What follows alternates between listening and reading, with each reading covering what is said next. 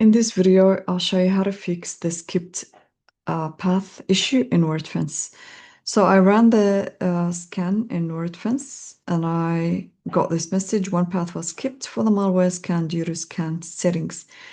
So this happens because Wordfence by default does not scan files outside the main WordPress folder.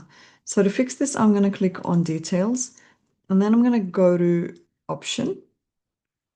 And then from here, I'm going to tick scan files outside your WordPress installation, and then I'm going to click on save changes.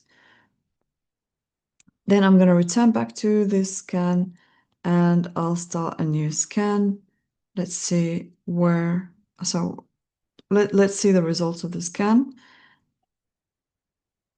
But what we just did is that we just made sure that all files are included in our scan. Although it was a low risk issue, but fixing this will give us a more complete scan. So let's see what we get in our results once this is all completed.